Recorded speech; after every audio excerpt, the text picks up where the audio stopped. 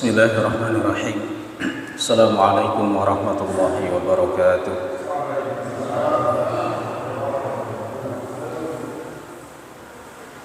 Alhamdulillahi rabbil alamin wa bihi nasta'inuhu ala umuri dunya waddin. Wassalatu wassalamu ala al-mab'uthi rahmatan lil alamin.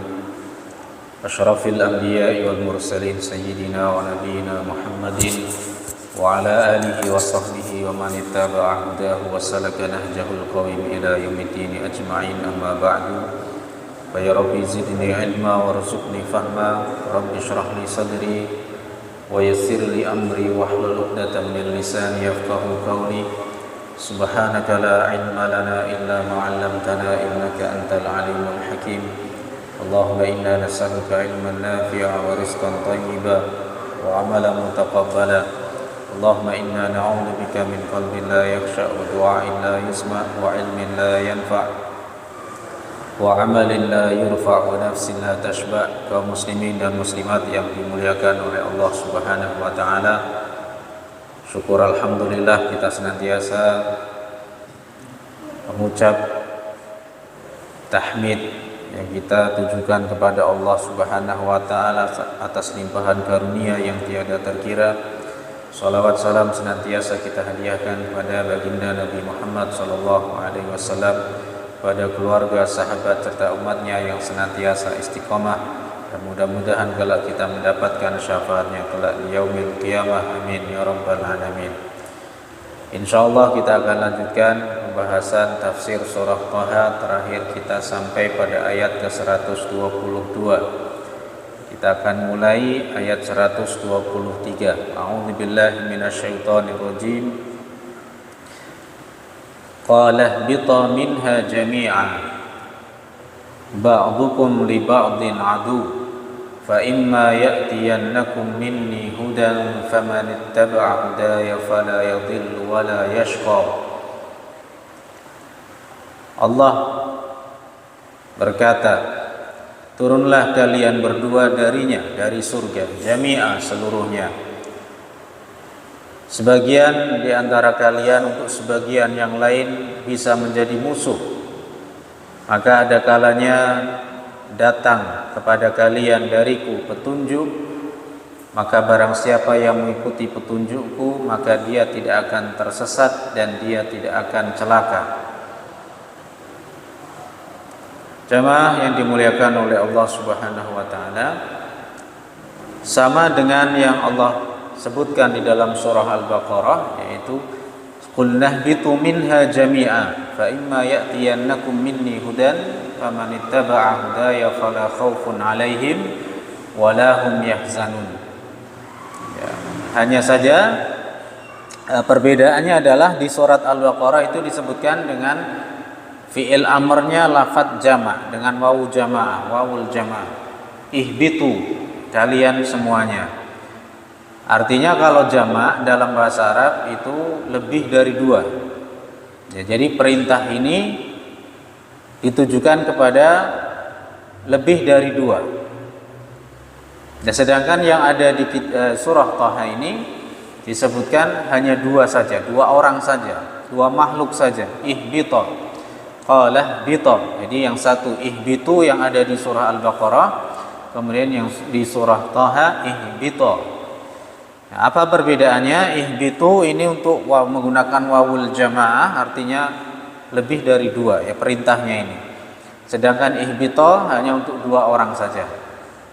Ya, sehingga para ahli tafsir mengemukakan bahwa makna ihbitu yang terdapat pada surah Al-Baqarah ini ada 4 makhluk yang Allah usir dari surga ini. Pertama Nabi Adam, kedua istrinya Siti Hawa, yang ketiga adalah iblis, dan yang keempat adalah hayyah. Hayyah ini ular. Kenapa ular dikeluarkan dari surga? Karena ada riwayat mengatakan karena ular inilah iblis bisa masuk kembali ke surga untuk menggoda Nabi Adam alaihissalam. Sedangkan yang ada di surah Thaha ihbita ini untuk 2 orang. Ya. Ini ada ulama mengatakan ihbita 2 orang ini maksudnya adalah Nabi Adam dan istrinya Hawa.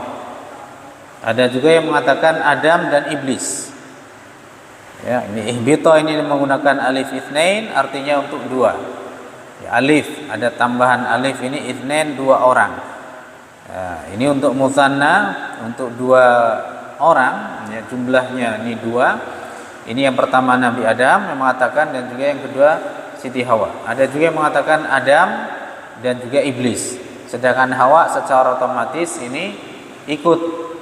Ya, sebagaimana yang pernah ini orang Jawa bilang, ya wong wadok ke surga manut neraka katut. Nah, seperti itu. Jadi lafadznya untuk Nabi Adam, tapi juga termaktub di sini, termasuk di dalamnya adalah istrinya Hawa. Ba'dukum li ba'din adu. Sebagian dari kalian untuk sebagian yang lain bisa menjadi musuh. Ya, sebagaimana di surah Al-Baqarah, qul nahbitu minha jami'a fa imma ya'tiyannakum minni hudan famanittaba'a hudaya fala khaufun 'alaihim wa lahum yahzanun. Maka barang siapa yang mengikuti hidayahku, petunjukku, maka tidak ada ketakutan untuk mereka, atas mereka, dan mereka tidak bersedih hati. Sedangkan yang di surah Al-Kahfi, di surah Thaha ini disebutkan famanittaba'a hudaya fala yadhillu wa la yashqa. Ini menyesuaikan akhiran dari surat. Ya, surah Al-Baqarah diakhiri dengan mat arid lisukun. Ya. Sedangkan yang di surah Thaha diakhiri semuanya dengan mat. Ya, di sini yang matnya mat tabi'i dan juga ada mat iwat, sehingga fala yadhillu wa la yashqa ini ungkapan yang tepat untuk menyesuaikan akhiran dari setiap ayat dari surah Al-Kahfi. Maka barang siapa yang telah datang, yang datang kepada mereka, yang mengikuti itu petunjukku, maka dia tidak akan tersesat, dan juga dia tidak akan sengsara, dia tidak akan nestapa, dia tidak akan celaka. Apa yang dimaksud dengan hudaya di sini, kata Allah Subhanahu wa taala, yang dimaksud dengan hudaya adalah petunjukku, yaitu ketika Allah Subhanahu wa taala mengutus rasul-rasulnya dan menurunkan kepada mereka kitab-kitabnya sebagai petunjuk kepada seluruh umat manusia. Sehingga barang siapa yang mengikuti petunjukku itu, yaitu beriman kepada nabi dan rasulku, dan juga mereka mengimani yang dibawa oleh mereka yang telah Allah datangkan kepada mereka berupa ajaran-ajarannya, kitab-kitab yang Allah berikan kepada mereka, maka dia tidak akan tersesat di dunia, dan juga tidak akan sengsara di akhirat. Jadi mengikuti ajaran apa yang sudah dibawa oleh para nabi dan rasul. Dan alhamdulillah jamaah sekalian, kita termasuk orang yang mengikuti ajaran para nabi itu. Ya, dengan kita beriman kepada baginda Nabi Muhammad sallallahu alaihi wasallam. Itu adalah salah satu karunia yang terbesar yang Allah berikan kepada umat manusia, dan tidak semua orang menikmati nikmat tersebut, bisa mengalami dan bisa menikmati, mendapati nikmat berupa iman kepada para nabi dan rasul. Jemaah sekalian yang dimuliakan oleh Allah Subhanahu wa taala. Kemudian ayat berikutnya, yaitu ayat ke-124, Allah Subhanahu wa taala berfirman, "Wa man a'rada 'an dzikri fa inna lahu ma'isyatan dhanka wa nahsyuruhu yaumal qiyamati a'ma." Dan barang siapa yang berpaling dari peringatanku, maka sesungguhnya baginya kehidupan yang sempit, ya. Dan kami akan menghimpunkannya, kami akan membangkitkannya pada hari kiamat dalam keadaan buta. Nauzubillahi min dzalik. Jadi ada di antara orang yang nanti dibangkitkan pada hari kiamat dalam keadaan buta. Barang siapa, kenapa? Salah satu sebabnya yaitu dia berpaling dari peringatanku, kata Allah Subhanahu wa taala, berpaling dari agamaku, dia tidak mau memegang agamaku ini. Wa'tasimu bihablillah, dan pegang teguhlah dengan tali agama Allah, yaitu dinul Islam. Inna dina indallahil Islam, wa may yabtaghi ghairal islami dina fala yuqbala minhu wa huwa fil akhirati minal khasirin. Barang siapa yang mencari-cari agama selain Islam, maka tidak akan diterima amalannya di sisi Allah Subhanahu wa taala, dan dia di akhirat termasuk orang-orang yang merugi. Agama yang Allah ridhoi hanyalah Islam. Maka barang siapa yang dia berpaling dari agamaku, dinul Islam, dan dia berpaling dari membaca kitabku, zikri, maksudnya penafsiran yang lain adalah Al-Quran.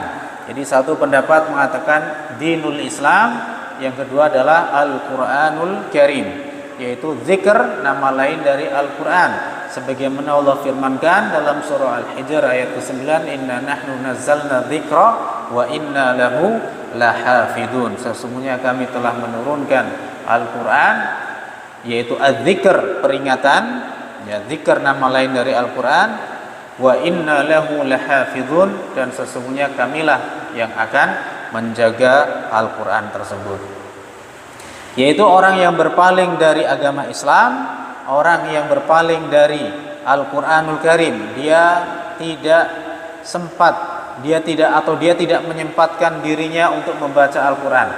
Kalau berbicara tidak sempat, ini bisa orang sibuk, misalkan orang bisa bilang kalau disempet-sempetin insya Allah bisa. Ya, kalau disempat-sempatin, dipaksa untuk sempat, insya Allah bisa. Tapi kalau berbicara tak sempat, ini kalau waktu semakin berlalu, waktu demi waktu, hari berganti hari, kita lupa itu dengan baca Al-Quran. Nah, ini kita khawatir termasuk orang yang dikatakan orang yang meninggalkan Al-Quran. Wa qala ar-rasulu ya rabbi inna qaumi ittakhadhu hadzal qur'ana mahjura. Dan Rasul mengatakan, ya Allah, sesungguhnya umatku, kaumku telah menjadikan Al-Quran sesuatu yang ditinggalkan. Ya, ini banyak orang ini, artinya pengaduan Nabi ini realitanya dengan zaman sekarang itu betul-betul ada, di mana banyak sekarang orang mengaku beragama Islam, orang mengaku umat Nabi Shallallahu Alaihi Wasallam, tetapi menjadikan Al-Quran itu sesuatu yang ditinggalkan. Apa makna dari sesuatu yang ditinggalkan? Meninggalkan membaca, meninggalkan mentadaburi, meninggalkan menghafal, meninggalkan mengamalkan. Jadi tidak mau baca, bisa jadi itu meninggalkan Al-Quran, tidak mau mentadaburi isi Al-Quran, tidak mau mempelajari, dan juga tidak mau mengamalkan isi dari Al-Quran. Ini makna dari ittakhadhu hadzal qur'ana mahjura. Jadi Al-Quran dijadikan sebagai sesuatu yang ditinggalkan. Terakhir dilihat WhatsApp, terakhir dilihat, hampir kita setiap saat buka, ya kan? Tapi Al-Quran lasin, terakhir dilihat 3 bulan yang lalu. Waduh, inna lillahi wa inna ilaihi rajiun. Ya, terakhir dilihat udah beberapa minggu yang lalu, udah nggak pernah dibaca lagi. Ya, saya yakin kok kalau disempet-sempetin pasti sempet. Buktinya kita sepusing-pusingnya kita masih tetap megang HP, buka HP, ya kan? Dan kita nggak kerasa baca storynya teman aja kadang nggak kerasa. Ya Allah, jebule kau setengah jam, ora kroso. Apalagi kalau nonton YouTube, aduh, ya kan, ora kroso sejam.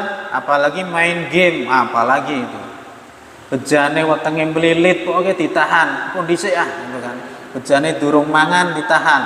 Tapi kalau giliran baca Al-Quran, dia nanti aja lah. Nah, kenapa? Salah satu nikmat yang besar yang Allah cabut dari kita itu bukan kita ditahan rizki kita, bukan ditahan itu kenikmatan dunia itu, bukan, tapi adalah ketika dicabut rasa nikmat kita untuk beramal soleh. Baca Quran kok kita terbebani, berarti Allah cabut nikmat yang besar itu. Karena tidak semua orang bisa menikmati itu semua. Ini azab yang nyata ya, tapi orang tidak sadar. Itu ketika dia dijauhkan dari Al-Qur'anul Karim. Jadi waman a'rada an dzikri fa inna lahu ma'isyatan dhanka wa nahsyuruhu yaumal qiyamati a'ma. Maka barang siapa yang berpaling dari peringatanku, yaitu agamaku, dari Al-Qur'anul Karim, maka sesungguhnya baginya adalah kehidupan yang sempit, yaitu kehidupan sempit di dunia, dan juga maksudnya di sini adalah kehidupan sempit di dunia dan juga nanti di akhirat. Di mana di akhirat ini? Maksudnya akhirat kita mulai, gerbang akhirat itu adalah kematian itu sendiri. Alam barzakh ini adalah gerbang, pintu dari gate-nya menuju negeri yang kekal abadi. Ya.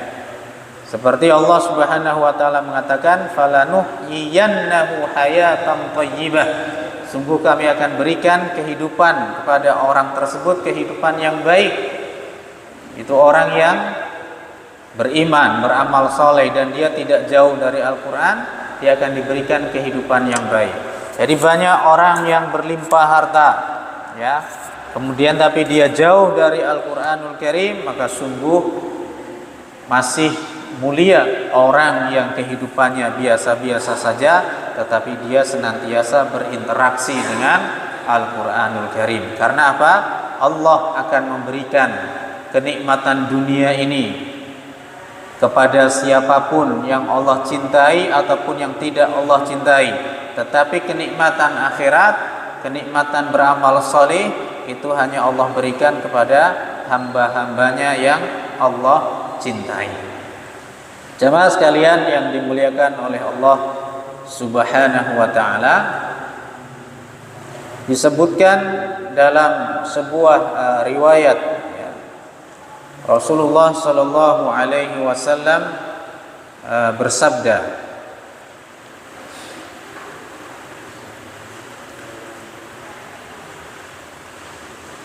fa inna lahu ma'isyatan dhanka. Ya, maksudnya di sini adalah kehidupan yang sempit, baik di dunia maupun di akhirat. Di dunia dia ini apa? Dia merasa tidak bahagia, tidak merasa tenang meskipun barangkali harta melimpah baginya. Ya. Ada beberapa hadis dari Nabi SAW, beliau menjelaskan tentang makna dari ma'isyatan dhanka. An Abi Sa'id Al-Khudri radhiyallahu taala anhu, dari Abu Sa'id Al-Khudri, semoga Allah meridhoinya. Qala, beliau berkata, qala Rasulullah sallallahu alaihi wasallam, Rasulullah sallallahu alaihi wasallam bersabda tentang firman Allah, fa inna lahu ma'isyatan dhanka, maka sesungguhnya baginya kehidupan yang sempit. Qala, beliau bersabda, dhammatul qabr, yaitu sempitnya kuburan. Dhamma itu artinya sempit. Dhamma yadhummu itu artinya menghimpit.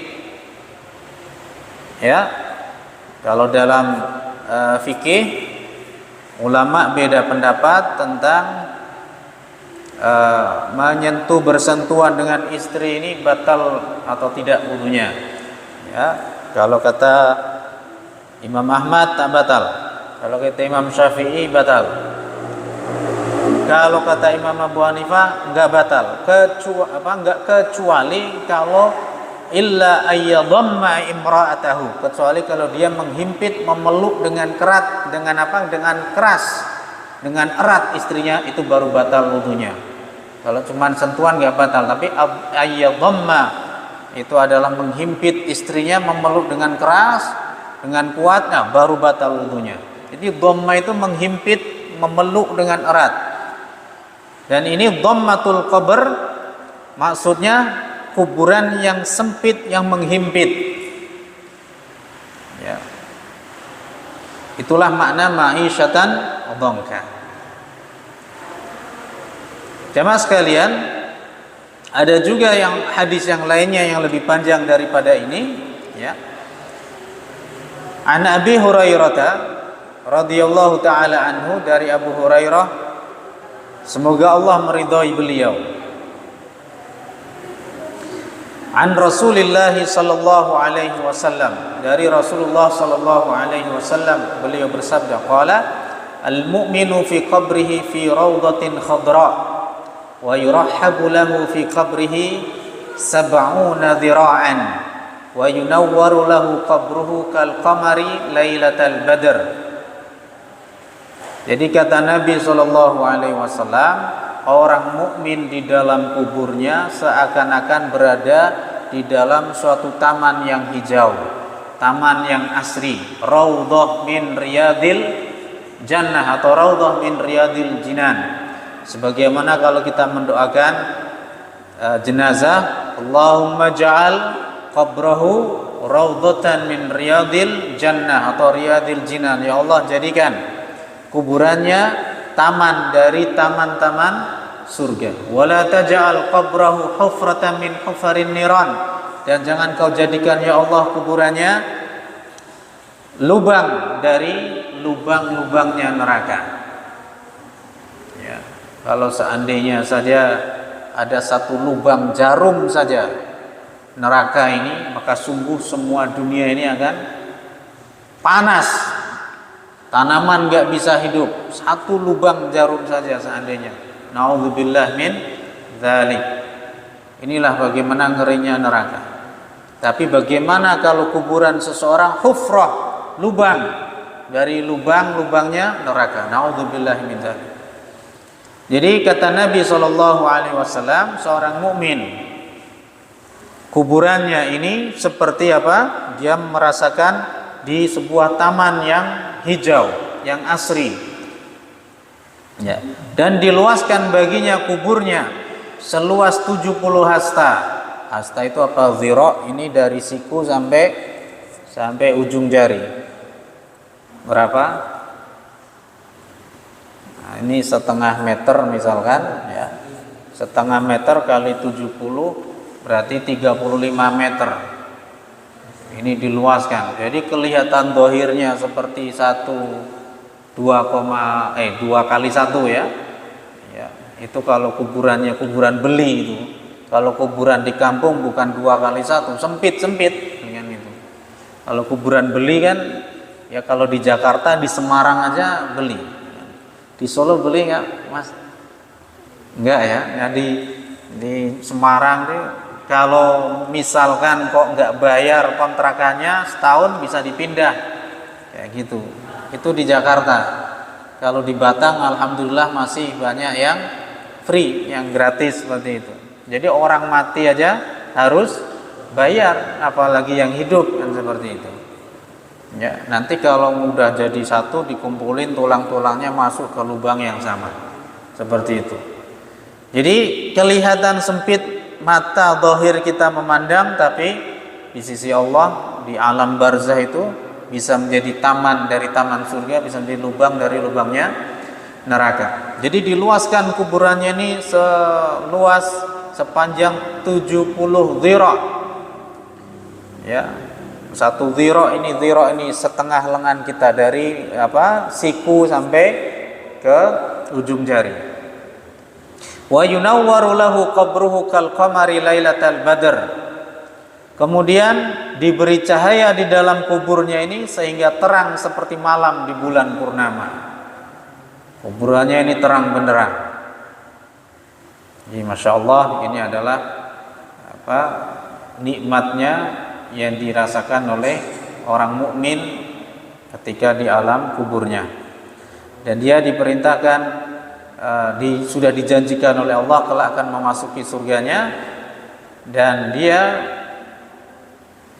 minta segera untuk di akimissaah, ya Rabb akimissaah. Jadi orang kafir, orang mukmin semuanya minta segera dibangkitkan, di hari kiamat ini terjadi.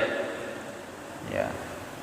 Ini minta hari kiamat ini segera terjadi. Yang satu mukmin karena ingin bertemu dengan keluarganya masuk surga, yang orang kafir minta disegera kiamatkan. Kenapa? Karena dia dihimpit oleh sempitnya kubur ini. Atadruna fima unzilat hadhil ayah. Kata Nabi, apakah kalian tahu tentang apa yang Allah turunkan, yang diturunkan ayat ini, yaitu fa innalahu ma'isyatan dhanka, maka sesungguhnya baginya kehidupan yang sempit.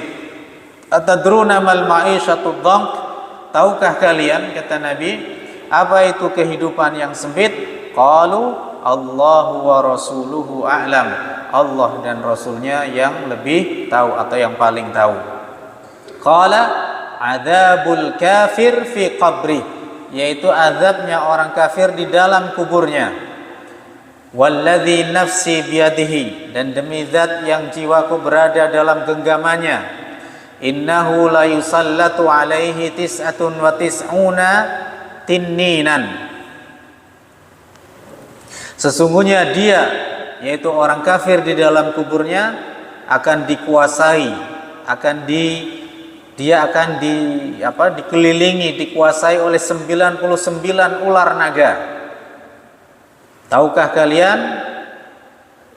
Atadruna mat-tinnin, tahukah kalian apa itu at-tinnin? Ya, ini kalau dalam kita terjemahnya kita lihat memang ular naga, ular yang kepalanya itu serem seperti itu. Atadruna mat-tinnin, tahukah kalian apa itu tinnin? Kata Nabi, tis'atun wa tis'una hayyah, yaitu 99 ular. Likulli hayyatin sab'atu ru'us, setiap ular punya 7 kepala. Jadi satu ular kepalanya ada 7. Yanfukhuna fi jismihi, ya. Kemudian ular itu menyemburkan ke tubuh orang kafir tersebut di alam kuburnya, wa yalsa'unahu, kemudian mematuki dia, dipatok sama ular itu, wa yahdishunahu, dan mencakarinya, ila yaumi yub'atsun, sampai hari dibangkitkan. Nauzubillah min dzalik, enggak ada henti-hentinya. Ya, disembur ya seperti ular, ya disembur, dipatok, dan juga dicakari. Nah ini kalau berbicara cakar ini berarti dia ular yang punya kaki, seperti itu kan. Nah, kalau kita tahu ular naga ini sejenis ular yang nggak tahu ini ular naga ini apa namanya, ular ada kaki ini, ya. Yang jelas di sini dikatakan ular itu bisa mencakar, ular itu bisa menyembur, dan juga bisa mematok orang kafir tersebut. Dan jamaah sekalian rahimakumullah, dan juga hadis yang lain Nabi SAW bersabda juga dari sahabat Abu Hurairah, fi qaulillahi azza wa jal, pada firman Allah azza wa jal, fa inna lahu ma'isyatan dhanka, maka barang siapa yang berpaling dari peringatanku, dari Al-Quran, maka sesungguhnya baginya adalah kehidupan yang sempit. Qala al-ma'isyatu dhanku alladzi qala Allah Ta'ala, yaitu kehidupan yang sempit sebagaimana Allah Subhanahu wa taala firmankan, annahu yusallatu alaihi tis'atun wa tis'una hayyah, yaitu akan dikuasakan kepada orang tersebut di alam barzahnya sebanyak 99 ular, yanhashuna lahmahu hatta taqumas saah, yang ular itu semuanya menggorogoti tubuhnya, dagingnya, sampai hari kiamat nanti. Nauzubillah min dzalik. Dan juga riwayat yang lain dari Abu Hurairah, kita tahu bahwasanya sahabat Abu Hurairah ini adalah sahabat yang paling banyak meriwayatkan hadis dari Nabi sallallahu alaihi wasallam. Beliau menafsirkan, menjelaskan, fa inna lahu ma'isyatan dhanka, maka sesungguhnya baginya ma'isyatan dhanka, kehidupan yang sempit. Qala adzabul qabri, yaitu azab kubur. Jadi azab kubur ini benar adanya. Ada memang kelompok yang menafikan azab kubur ini dengan alasan karena azab kubur ini hadisnya ahad. Hadisnya ahad, juga banyak yang hadisnya ini tidak sahih, misalkan seperti itu. Tapi kita sebagai azab kubur, sebagai mukmin mempercayainya, bahwasanya ada nikmat kubur dan juga ada azab kubur. Ya, sebagaimana disebutkan dalam sebuah ayat, an-naru yu'raduna 'alaiha ghuduwwan wa 'ashiyya wa yauma taqumu sa'atu adkhilu ala fir'auna asyaddal 'adzab. Neraka ditampakkan kepada keluarganya Firaun, ghuduwwan wa 'ashiyya, pagi dan petang. Jadi diperlihatkan kepada orang-orang kafir ini neraka tiap pagi dan petang. Dan wa yauma taqumu sa'ah, dan pada hari kiamat nanti, adkhilu ala fir'auna asyaddal 'adzab, masukkan keluarganya, orang-orangnya Firaun ini ke dalam siksa yang paling keras. Ini menunjukkan, ini kata para ulama, kata jumhur ulama, inilah ayat yang menunjukkan adanya azab kubur, dan juga dijelaskan dalam hadis-hadis Nabi Shallallahu Alaihi Wasallam. Meskipun hadis ini kebanyakan memang ahad, memang rata-rata hadis ini ahad, jarang memang hadis yang mutawatir ini. Ya, kalau Al-Quran ini harus mutawatir, tapi kalau hadis ada yang mutawatir, ada yang ahad. Mutawatir itu setiap sanadnya harus minimal 20 orang atau lebih.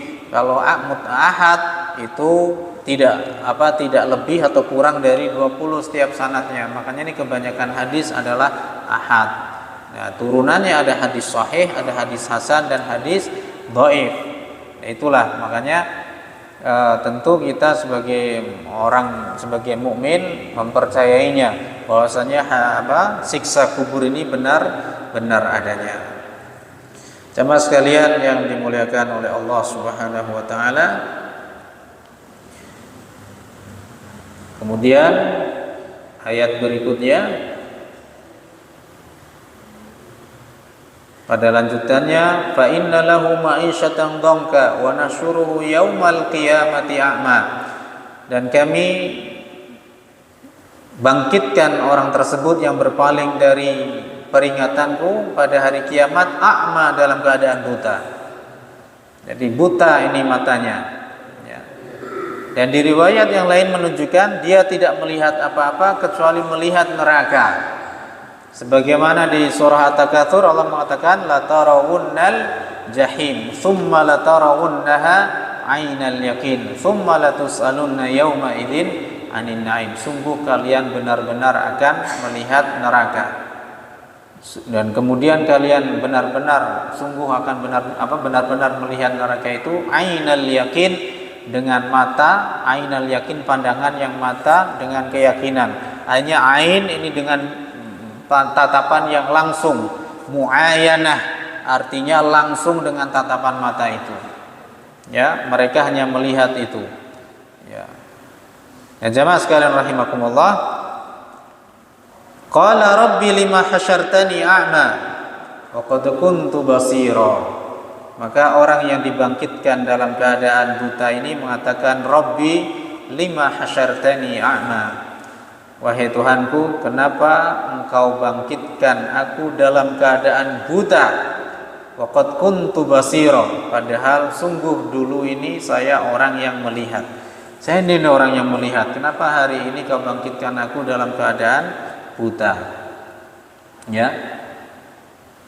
Qala kadzalika atatka ayatuna fanasitaha. Maka demikianlah telah datang kepadamu ayat-ayat kami, fanasitaha, kemudian kau melupakannya. Artinya kau meninggalkan ajaran Islam ini, kau meninggalkan Al-Quran. Wa kadzalikal yauma tunsa, maka demikianlah pada hari ini kau juga ditinggalkan, kau juga dilupakan. Makanya jamaah sekalian rahimakumullah, meskipun ayat ini berbicara tentang orang kafir yang meninggalkan, artinya yang menjauhi ajaran agama Islam, tetapi ini juga kalau kita ambil ibrah, pelajaran luar biasa, jangan sampai kita jauh dari Al-Quran. Kan seperti itu. Kenapa? Kita khawatir termasuk orang-orang yang nanti dilupakan oleh Allah Subhanahu wa taala nanti di hari kiamat. Ya, kita ada Al-Quran tapi kemudian kita tidak membacanya. Ada kesempatan waktu untuk membaca, tapi kita dengan alasan sibuk, capek dan lain sebagainya, sehingga sehari itu tidak pernah kita membaca satu ayat pun misalkan, jangan sampai. Karena ibadah, termasuk ibadah yang paling utama itu adalah membaca Al-Qur'anul Karim. Begitu juga yang sudah menghafal misalkan, ya, menghafal itu juga dijaga hafalannya, ya. Kita semuanya, termasuk saya di sini, ya, harus menjaga hafalan, selalu di murojaah. Kenapa? Khawatir kita termasuk telah datang kepada kita ayat-ayat Al-Quran, sudah pernah kita hafal, tapi kita lupa seperti itu, ya. Lalu bagaimana kalau orang lupa hafalannya, dia sudah pernah hafal, kemudian dia lupa, hafalannya ini lupa, bagaimana hukumnya? Ini dirinci oleh para ulama, lupanya itu karena apa, kan itu. Jadi lupanya itu karena apa? Sudah pernah hafal tapi ya, dia kemudian lupa. Ya, ini dirinci kata para ulama. Kalau lupanya karena sengaja, ya sengaja melalaikannya, dibiarkan lupa tanpa sebab yang dibenarkan, ya mungkin ya karena dia mungkin nggak gemar, dia maksiat segala macam, ya benar-benar ada kesengajaan dia kemudian bermaksiat, maka dia hukumnya berdosa, ya. Kemudian kalau lupanya karena kesibukan misalkan, ya sibuk yang dibenarkan, ya seperti sibuk barangkali ini seperti berjihad, ya berjihad. Khalid bin Walid ini bukan termasuk orang yang yang penghafal Quran. Khalid bin Walid, ya beliau pernah mengatakan, berstatement, Khalid bin Walid radhiyallahu taala anhu ini, kenapa saya tidak bisa menjadi ahli Quran yang hafalannya banyak seperti sahabat-sahabat yang lain?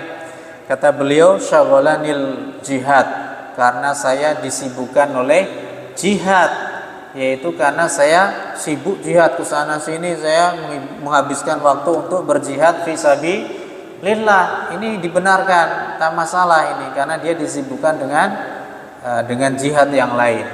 Tapi orang sekarang alasannya bukan karena jihad, tapi dalnya ganti za, syaghalanil jihaz, saya disibukkan sama alat. Maksudnya apa? HP, ya dia sibuk dengan HP-nya, tapi dia tidak sibuk dengan Al-Qur'annya. Jadi kalau dulu sahabat disibukkan oleh jihad, kalau sekarang orang disibukkan dengan jihaz. Jihaz itu apa? Ya maksudnya mobile itu, ya maksudnya HP kalau sekarang. Ini kalau disibukkan berjihad, tak masalah. Mencari ilmu atau ya mengajar atau apa, ya ini tidak masuk dalam ancaman hadis itu, ya karena kesibukan yang dibenarkan. Nah, kalau lupa yang disebabkan oleh tabiat manusia, maksudnya ini tidak ada celaan, ya karena memang dia orangnya ya bisa lupa, ya karena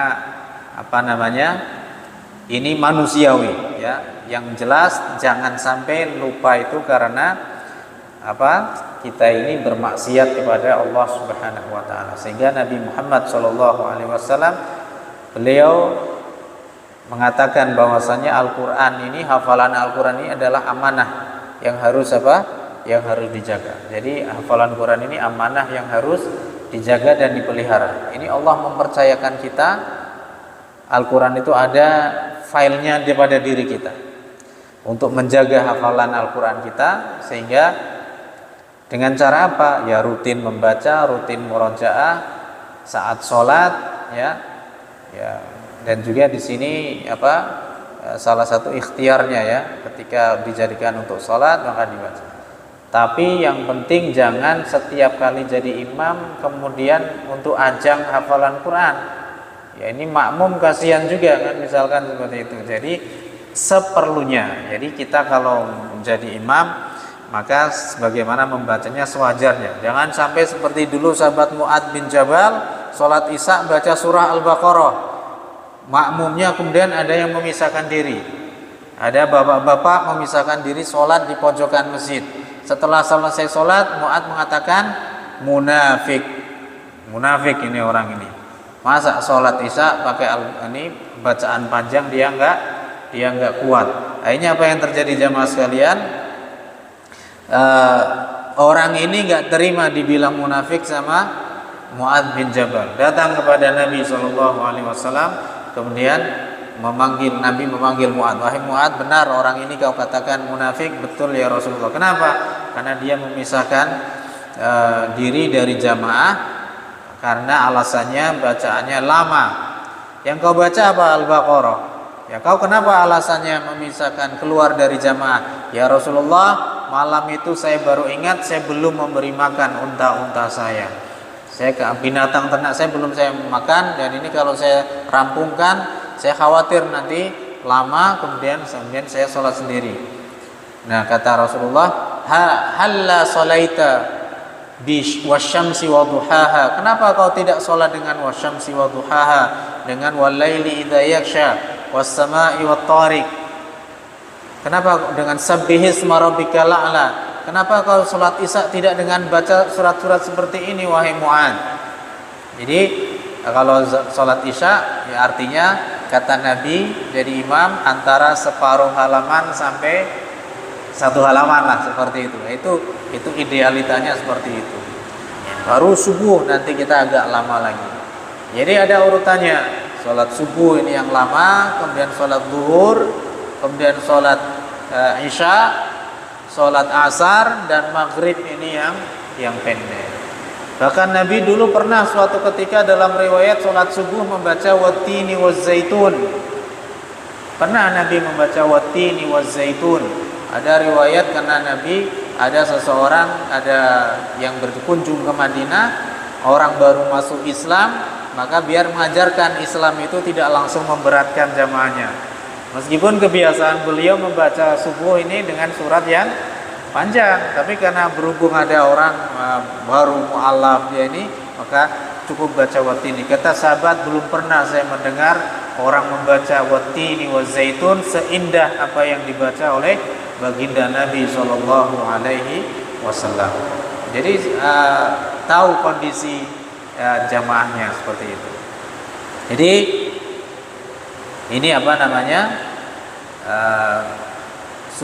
supaya kita ini tidak gampang ya melupakan Al-Quranul Karim, hafalan kita apalagi ya, insyaallah. Dalam